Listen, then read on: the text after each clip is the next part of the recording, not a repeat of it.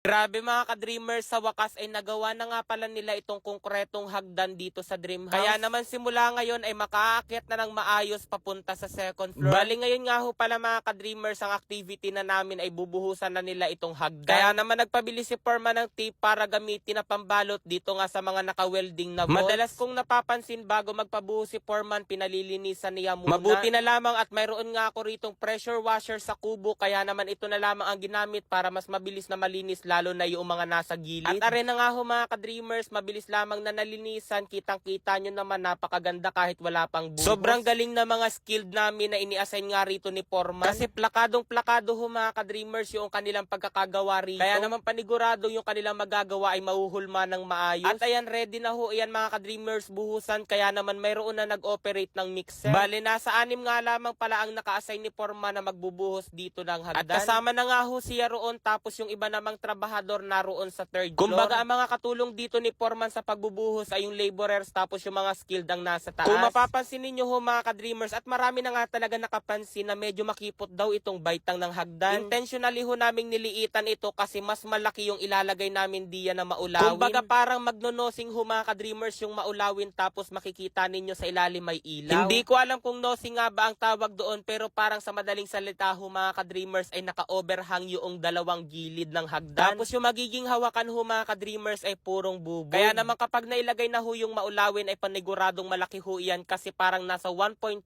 meters ang lapad ng hagdan. Tapos ang taas naman ng bawat baitang ay yung standard lamang. Ganyan klase ho mga ka-dreamers ang magiging hagdan nga nitong dream house. Mula sa first floor mayroong 6 na baitang, tapos lalanding din. Tapos mula riyan sa landingan ay mayroong pang 10 baitang para makapunta sa second floor. Bali pagkakabuhos ni na Foreman ng bawat baitang, ayan ginagamitan nila ng vibrator para masigurado na lahat ng bahagi nitong hagdan ay dasik. Bali iyan ho mga ka-dreamers ay in-order ko lamang sa TikTok. Kaya kung kayo ay nagpagagawa rin ng bahay tapos re-rentalaan kayo ng vibrator, better talaga na bumili kayo ng sarili ninyo sa TikTok, sapagkat nasa 2,500 lang. Ay ang balita ko kapag magre-renta isang araw ay nasa 1,000 pesos. Ay iyan sa TikTok nasa 2,500, tapos anytime maaari mong gamitin kasi sa iyo na. Goods din naman ho mga ka-dreamers, sapagkat itong dumating nga sa amin ay tingnan nyo naman nagagamit ng maayos. Hindi ho iyan sponsored, kumbaga nag-share lamang ako sa inyo na kung saan kayo makamumura. Pero sa mga nakalipas na binuhusan ho namin mga ka-dreamers, ang ginagawa lamang ni na Foreman ay pinapato. Kaso parang hindi sapat kasi kailangan talaga ng machine, kaya naman nagpursige ako na makabili nga ng vibrator. O tignan nyo naman sa ibabaw, bubuhusan nila ng semento, at kapag binibrate ayan dire-diretso na pababa. Tsaka sabi talaga ni Foreman, ito ay isa sa pinakakinakailangan kapag nagbubuhos. At iyan after almost an hour mga ka-dreamers, grabe natapos na agad sila sa pagbubuhos nga nitong hagdan. Ito naman na ang hitsura nito after ng 8 hours. Matigas na agad ho mga ka-dreamers, kaya naman sinubukan ko na rito na maglakad. O diba sa wakas mayroon ng hagdan itong dream house. Ay hala, dito na lamang muna. Bye-bye.